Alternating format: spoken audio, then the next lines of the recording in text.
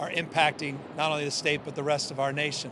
26% increase yesterday in the number of new patients with COVID-19. We now are seeing a spike that we were anticipating, that we were modeling, but that we were substantively preparing for. And part of that preparation is exampled with the ship you see behind me.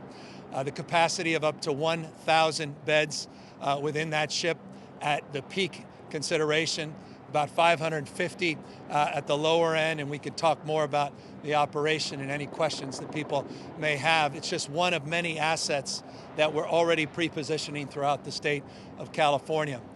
We now have identified 4 sites for the medical field stations. We are the beneficiary of 8 of those sites, 2,000 rooms. Because of the support of the administration, those sites are going up. 2 of them will be operational within the next few days. We are pleased to have procured hundreds and hundreds of hospital beds throughout the state of California. Seton in Northern California now is operational. St. Vincent down here in Southern California. We have procured the asset. Now we're working to get the resources, the personal protective gear, and the staffing to make that fully operational. We are in the process now of having secured roughly 4,000 beds of some type to prepare for the surge, which we believe will start taking shape in the next week or 2 based upon our modeling. We haven't been waiting, we have been preparing. And I could not be more pleased and proud of our hospital system themselves. They've begun to decompress the system throughout the state. That system has a capacity of 75,000 beds, 416 hospitals in the state of California. They've been reducing the number of patients in that system by eliminating elective surgeries, and because of our stay-at-home order and the incredible leadership at the local level represented throughout the state of California, we've seen a reduction in trauma-related surgeries and emergency department numbers. And as a consequence of that, we're not only surging our overall capacity in the state to meet the need going forward, but we've been able to reduce the current census within the hospital system also in preparation to meet this moment. That moment includes not only the physical assets and the human resources that reside here at the Mercy, but also making sure that we have appropriate personal protective gear. The state of California has already released throughout the system 31.7 million N95 masks.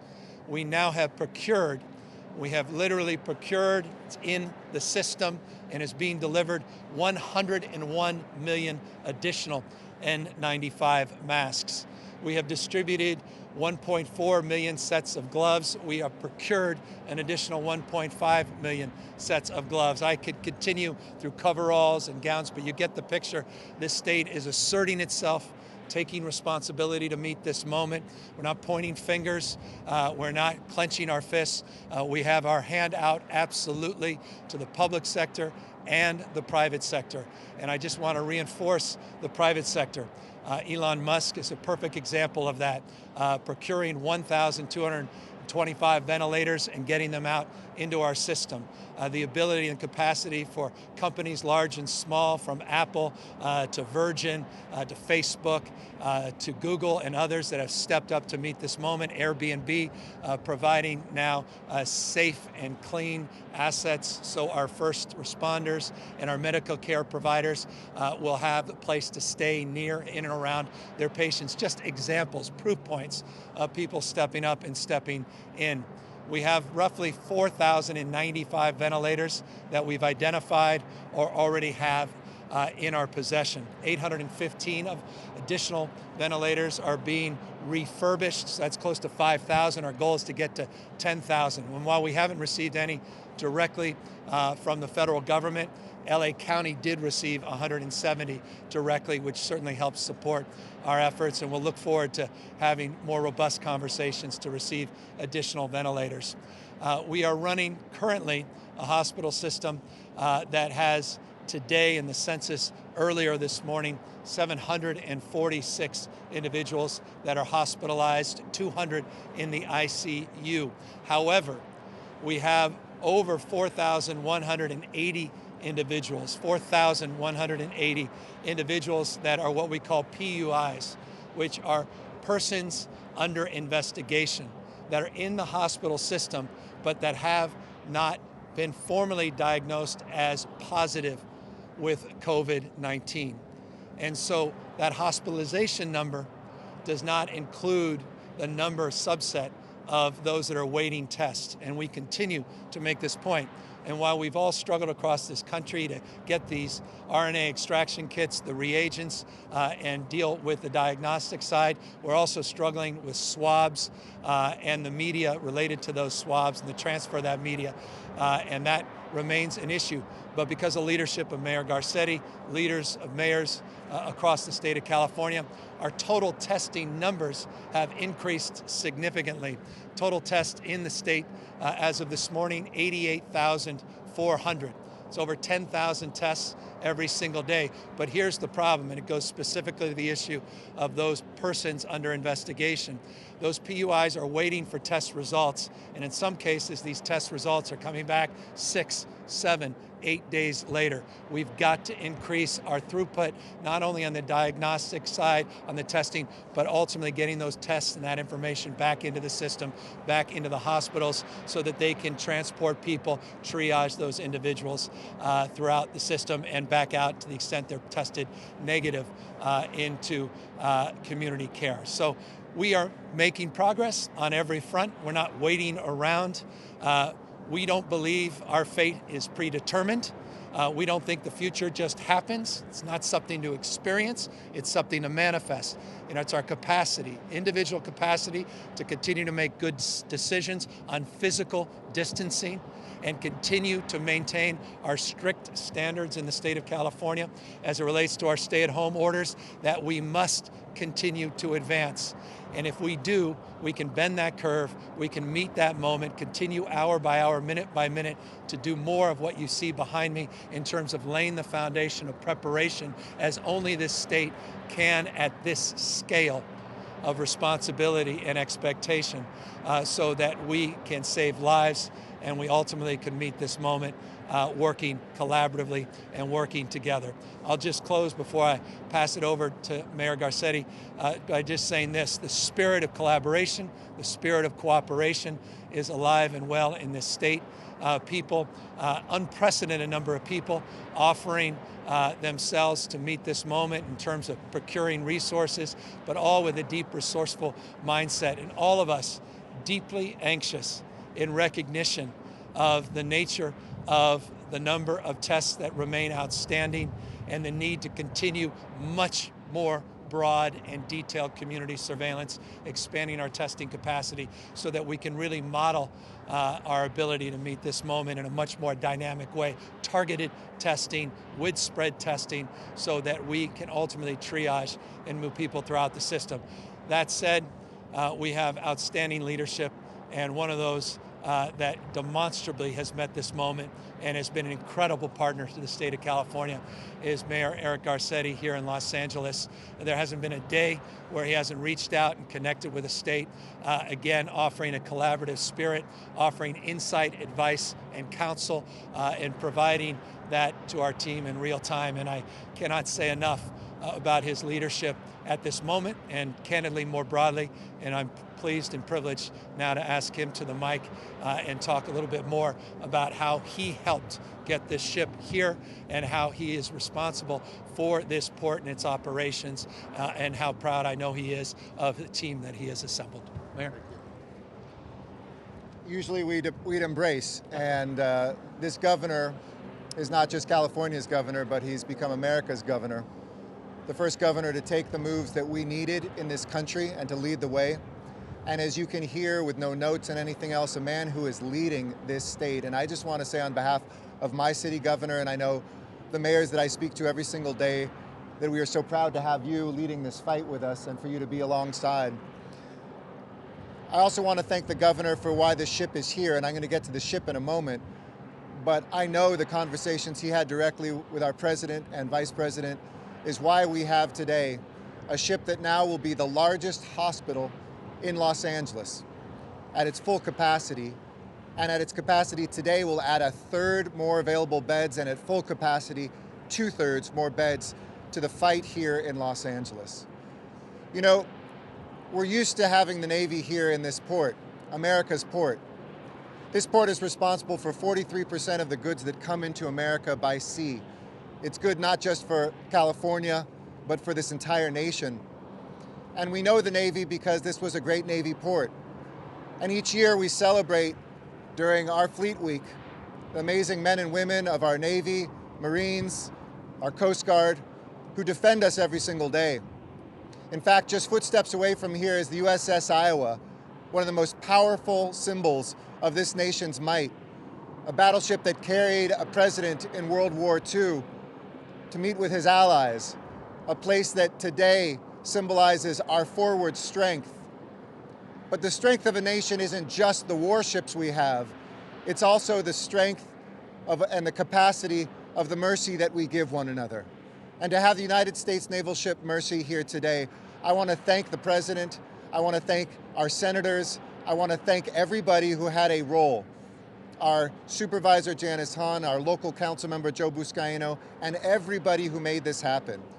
And it is docking here in a port led by Gene Soroka and Chief Gazy and our port police that is making sure that the men and women who are in there can focus on our health while we protect theirs.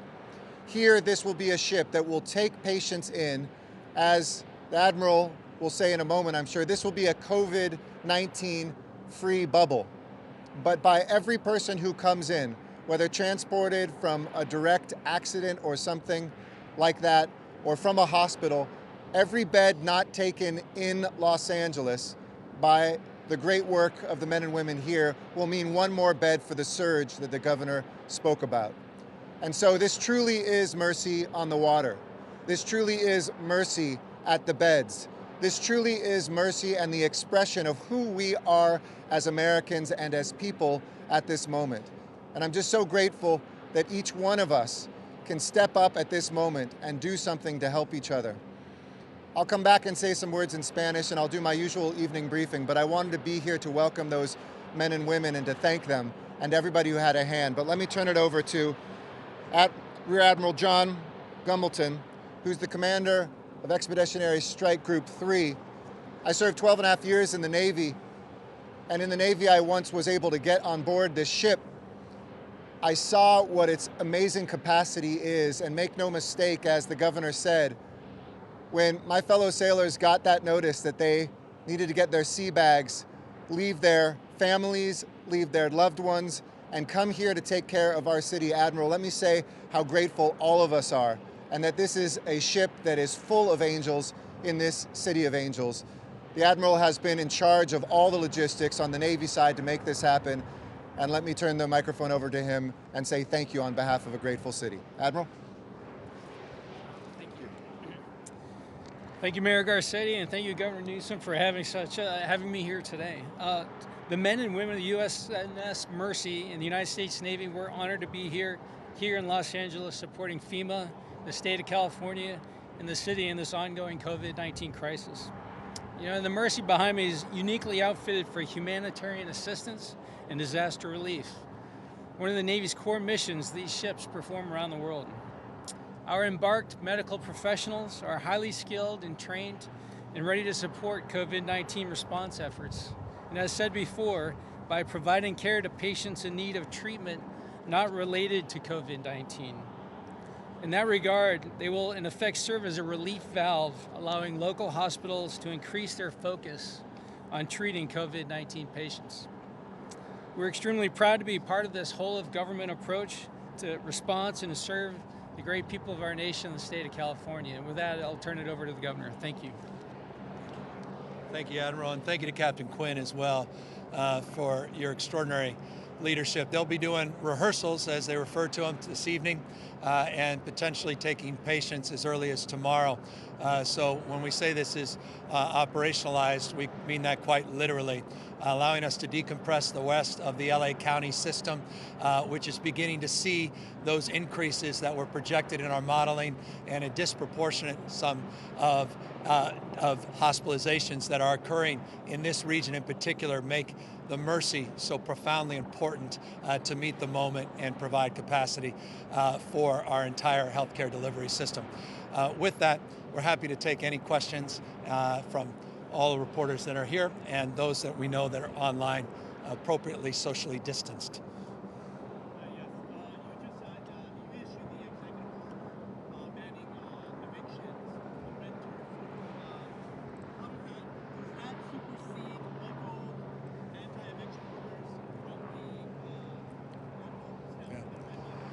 So on the 16th of this month, the question is around evictions in the state of California, around renter protections.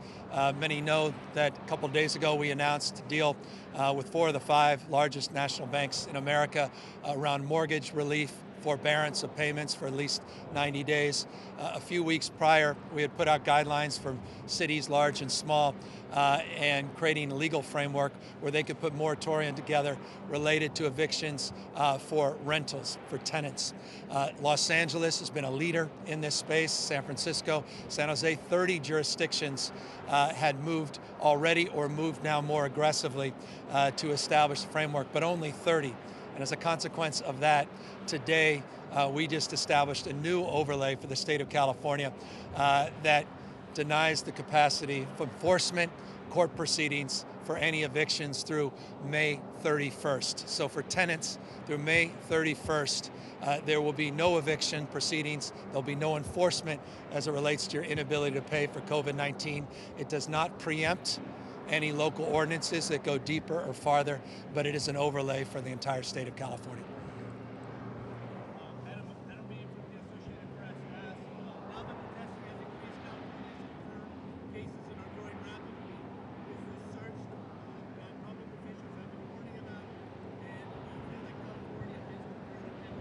So this is regarding the numbers today, 26% increase. And I should note, there are different sets of numbers that come out. Some people track numbers in real time and report them in real time. We've been very disciplined to put out numbers that meet an exact moment on a daily basis so we can confirm those numbers. 78 deaths, 26% increase from the previous day, 3,801 individuals that have tested positive for COVID-19, 88,400 tests, of which tens of thousands of tests are still waiting for results. And so I caution people as it relates to the numbers to consider the magnitude of the number of tests that have been conducted that haven't come back yet, so people have a better sense of what to anticipate. That goes to the question about, are we seeing the surge that we anticipated? Our modeling is moving as we expected, and we're seeing in Los Angeles, and Mayor could talk a little bit more about this. In fact, I'd like him to, because of the unique characteristics of this region and in this county. They're seeing surge numbers that put them on track within a week to be in line with where New York City currently is, if they see the kind of increases they experienced yesterday. But Mayor, maybe you could talk more specifically about that. Sure, and I think while we've been here, the county may have put out new numbers. I know Dr. Galley is here from the county. Yesterday's increase, though, of over 50% would, of course, have a doubling rate of less than 2 days. By that measure, we would be where New York City is in number of cases per capita in Los Angeles County 6 days from now, or 5 days from now, 6 days from yesterday. We would be in a slower rate of increase the day before in 12 days where New York City was. So whether it's 1 week or 2 weeks, as I've been sharing, we will be where they are. We will have doctors making excruciating decisions. We'll be trying to figure out what we do with that surge, how to get ventilators, where to find beds, which is why it's such a great day, at least today, to know that the USNS Mercy is here. But that's the rate of increase that we're seeing right now in Los Angeles County. And it just reinforces the point. Every minute is a minute lost unless we take advantage of the minute. Every hour is an hour lost. Every day is a day lost. And that's why I'm so pleased and proud of what's happening all across the state of California. Thousands and thousands of beds being procured, people coming back, annuitants that are retired coming back into the workforce, fourth-year medical students now saying, you know what, can you help license me temporarily? And I'm going to contribute to meet this moment. The PPE that we're trying to procure from every conceivable source, from every conceivable part of the globe, 101 million N95 masks that we were able to write a check for already that are starting to come in, getting these beds set up, getting the rehearsals done so they're operationalized. We are not waiting for the crisis to hit and then react to it. We're doing everything humanly possible to prepare, but our eyes are wide open in terms of the multiples and our capacity as a system to deal with a surge of what we anticipate may require 50,000 beds over the course of the next 6 to 10 weeks.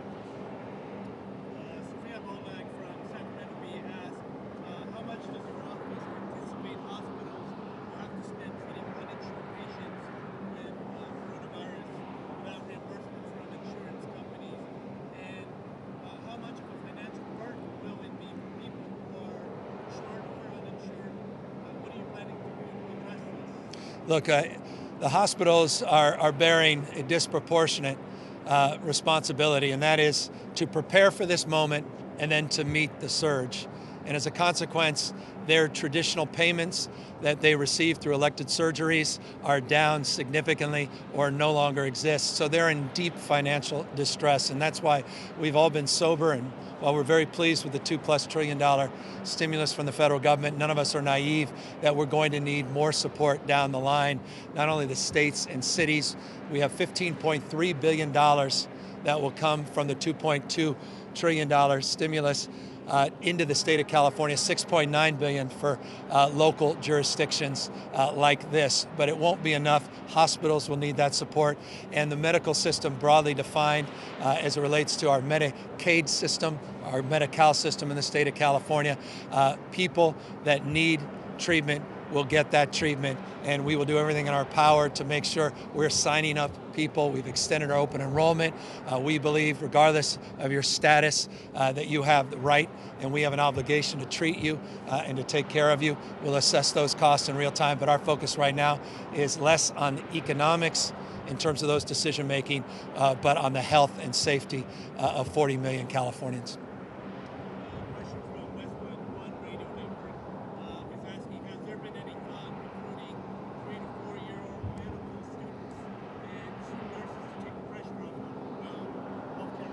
Yeah, the question of being able to recalibrate people's current status as it relates to being third or fourth year medical student. We've already in that process to expand their licensing capacity to meet this moment, looking at scope of practice broadly defined, which is a deeply controversial subject in any environment, including this environment.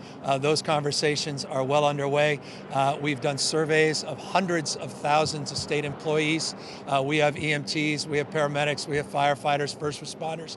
We have people with expertise that we never even realized that are now offering up those expertise to recategorize their current job descriptions and make themselves available, not only from a medical surge perspective, but a specific example just to meet the needs of all the unemployment insurance claims in the state, which have averaged over the last week 108,000 a day, over 1 million people accessing or trying to access our unemployment system. We want to get those checks out as quickly as possible, and we're trying to meet that surge in the same sense of urgency, and that is reprioritizing, reconstituting our workforce, including all of those individuals that are currently preparing to enter into it formally that may just find themselves in the middle of this much sooner than they expected. Yeah. I just want to add one thing to that very briefly. Since we asked for medical personnel 2 nights ago to sign online to a portal, doctors who are in offices that are closed, nurses that come back from retirement, et cetera, I'm proud to report we have over 2,000 people just here in Los Angeles alone that have offered their services, who are trained medical professionals. And I want to thank them. I know San Francisco has done something similar as well to enlist folks, and we've been working very closely with the governor's office on that. Thank you. Over 2,000.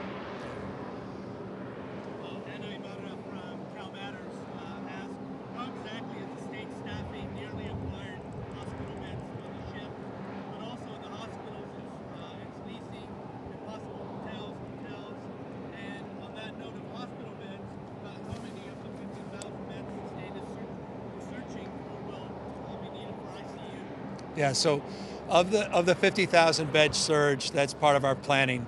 30,000 of those beds will come from within the hospital system and their footprint. What I mean by that is extending their staffing capacity, repurposing their operating rooms to ICU rooms, putting tents up in parking lots, and providing a surge capacity that is equivalent to 40% of their licensed beds. Outside of that system, 20,000 rooms are being procured through the state, including the Mercy, which is 100% staffed by contribution of the American taxpayer and the incredible men and women in uniform, the Navy primarily, some Marines that are helping with logistics, and some civilians that are part of this operation. They're fully stocked, fully staffed with every conceivable need you can ever imagine that resides within or around this floating hospital. As it relates to other hospitals, Seton, we were able to find staffing. St. Vincent, we're negotiating to create the framework to find staffing. All of these other individual skilled nursing facility units and all of these other motels, hotels have different staffing requirements.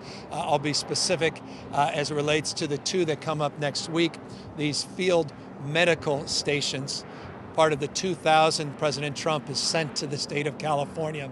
The first two will be done in partnership with the state and county, and that's how we'll staff those first two. We're working with other counties and other jurisdictions on the other 6 in terms of how we staff. So it's a one-off, site-by-site determination, but the Mercy, fully staffed, fully operational. When will non-COVID patients be transferred to the hospital? What precautions are you taking to make sure that So yeah, this is an as they refer to it, as the Admiral refers to it, and he can speak more clearly, this is a COVID-free bubble. When we say bubble, it's the entire area around this site. The men and women that are on board are not going to be recreating nearby. There's strict protocols and procedures. No one can just randomly come off this ship. Everybody's being tested, and we have very strict protocols working with the county, Dr. Galley at the county level, in terms of managing those protocols within the county system to make sure non-COVID positive patients are making their way into this ship. This is an iterative process. It's a dynamic process. We'll start with a lower number of beds. In the extreme case, they have the capacity to go higher, including with ICU capacity. We're not looking for ICU capacity to begin with on the Mercy, and we are currently inventorying the ICU capacity throughout the entire state of California. But in the extreme, we're modeling just shy of 20,000 ICU beds through our May 20th modeling. given that it's this is from Karen Luna from the I-Times, given that it's Friday, we saw crowds farmer markets and beaches last weekend. Do you think law enforcement should begin issuing citations or tickets to people disregard the state orders for the way to prevent? I'm going to ask the mayor to speak to that because he's been leading with some novel strategies as it relates to not just citations of individuals, but encouraging businesses to do the right thing through regulation and licensing, which is exactly the kind of leadership we need. As it relates to state parks, let me just speak to this. We shut down an additional 59 locations, 98 total parking facilities now are shut down, primarily all along the coast, north and south. In order to reduce what we experienced last year in terms of the surge of individuals that were not practicing safe physical distancing last weekend. We'll see where things go this weekend, and to the extent we have to ratchet up the enforcement or do even more to shut down those facilities, we will do so in real time. Each city has different operations. Each city has different strategies to how they want to enforce and notify citizens, but LA's been leading on that, and I'll ask the mayor to talk more about that. Thank you, Governor. First and foremost, with the beaches, I was glad to see the guidance come out from the county today in the order. It's something we will do on the one beach that we run in Venice Beach, and down here, actually 2 beaches, excuse me, in Cabrillo Beach. We will make sure that that is the law and that is enforced. When I'm asked this a lot, I say, look, we've got an A in terms of compliance. If you look at the data, California, Los Angeles, in terms of the restriction of movement. 2, there's a lot of self-enforcement going on. My executive officer, an employee of mine, when she left her apartment today, had 2 people say, "What are you doing? Why are you leaving?" She said, "I work for the mayor." They said, "Oh, great, good, okay, you go." So there's a lot of that happening at the neighborhood level. Third, we use first and foremost our city employees, including our officers, to try to get adherence in a voluntary way, and that's the best way to move forward. We had one restaurant that tried to stay open, giving food to folks the first day. We visited them with a police officer. That's over, and it hasn't reopened in terms of food service inside since. In those rare cases where we need enforcement, we're absolutely prepared, whether that's shutting somebody's power off at a business that shouldn't be open, or whether it's giving somebody a citation. In fact, we even found price gouging. Our LAPD officers found somebody selling hand sanitizer for $80. Let them know that that was illegal, and let them know that there's a criminal penalty. That hand sanitizer is now being sold for $7, or was sold for $7. So where we see that, we are prepared, but 99.99% of this can be done without any criminal penalty. But we're prepared if anybody is an outlier, because one person can be a super spreader, one person can kill someone, one person can kill themselves. And I know that there's a constant drumbeat of inquiry as it relates to the National Guard. We have 500 National Guard men and women throughout the state of California only doing humanitarian mission, supporting our food logistics, primarily at our food banks. We have significantly increased our surge capacity through our state park system for state park patrol, and they'll be out in force this weekend with flyers, not citations at first, but again, we will tier our enforcement as necessary.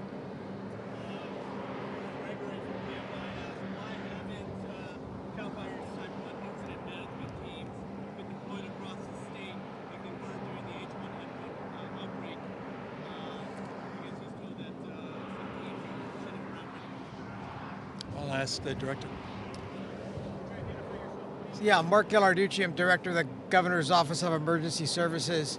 The question had to do with how we are deploying our resources, specifically the CAL FIRE incident management teams. In reality, what we're doing is we're really been strategically planning for how best to utilize resources.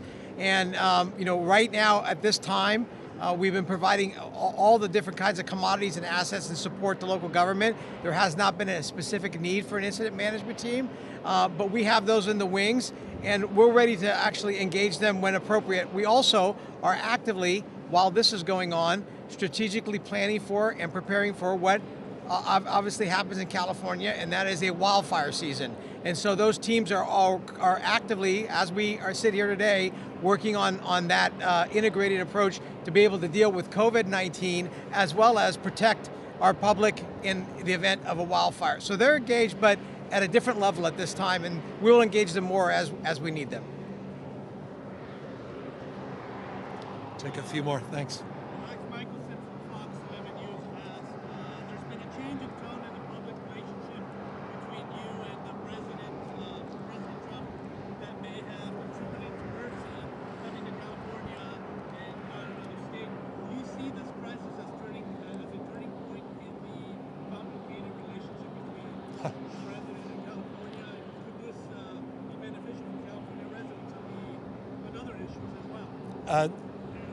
This is time for partnership, not partisanship. As I said, open hand, not a clenched fist. He's our president, and every direct request that I've asked the President of the United States, he has been responsive and he has tried to accommodate. This is just one of many examples. Those 8 field stations, 2,000 units in the state of California, 2 that will be up and running next week. The Mercy are just examples specifically of that collaboration and that cooperative spirit. When it comes to emergencies, wildfires, disasters, we've always maintained those two-way conversation, that engagement, and we'll rise above the politics, and I'm grateful for that, and I'm candidly grateful for his leadership for the state of California and the issues and needs that we have requested and desires that have been met so far. And I'll keep monitoring that and keep prodding and keep encouraging for us to continue to do more and see more support in the future.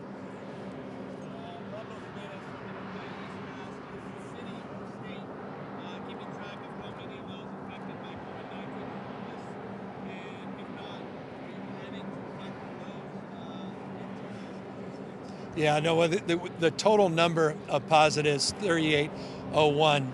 I don't have a number of how many do not have residences that have come in.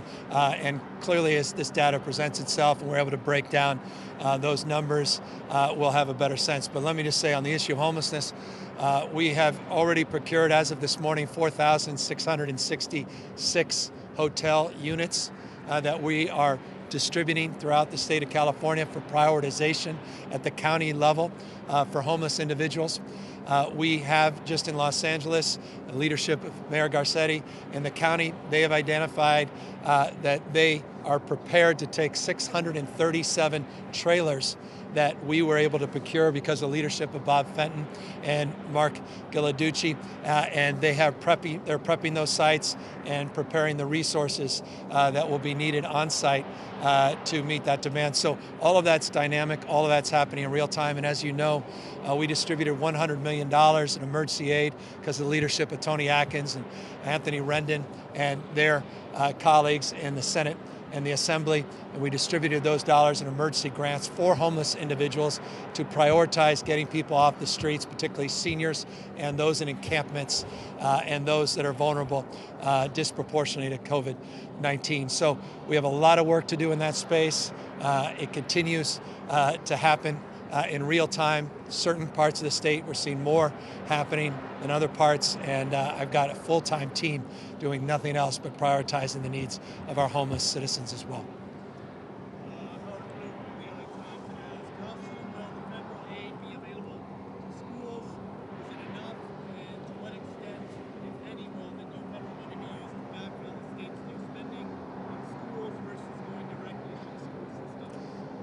So we'll make a determination. We're still making a determination exactly how much. We've got $1.7 billion of that stimulus going for higher education.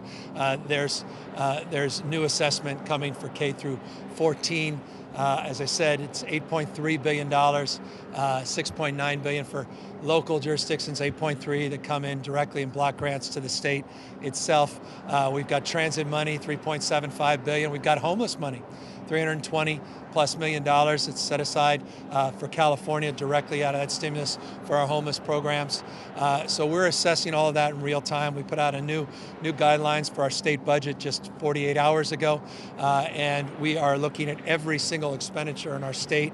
And all I can say is we will be making adjustments in real time, not waiting for the obvious, which is recognizing that there's a significant economic impact not only to the state but individuals, and we have to recognize that we've got to be here for the long haul. And the answer to the second part of that question is no, it's not enough. We're going to need more going forward.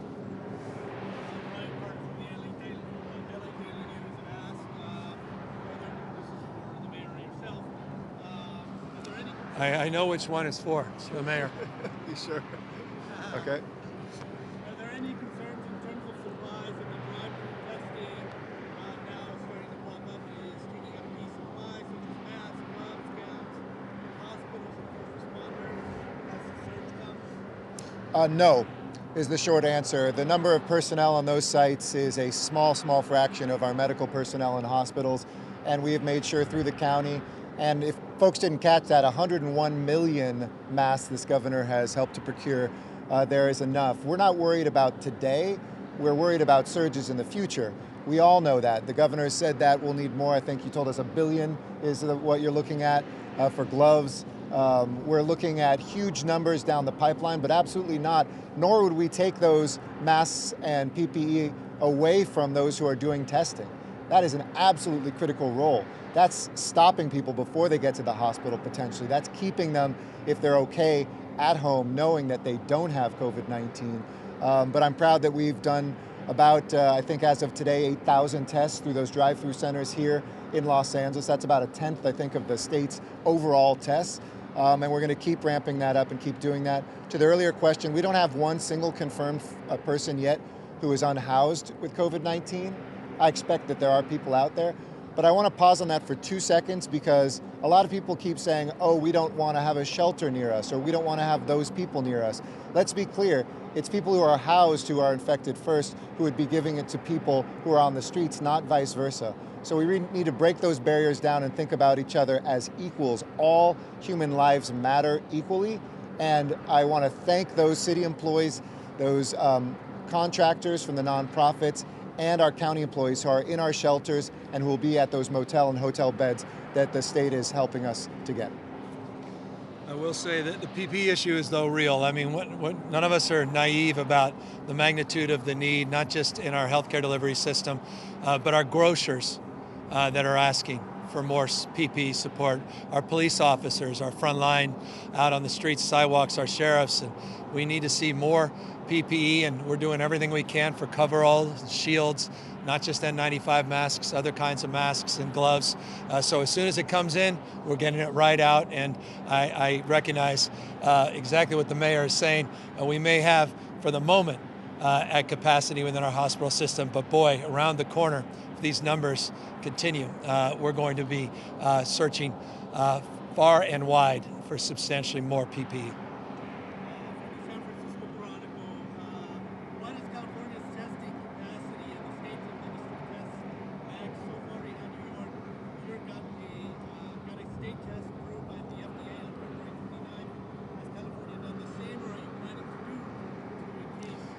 We're getting close to 100,000 tests. I don't know how accurate that question is. We are seeing a significant increase every day in the number of tests.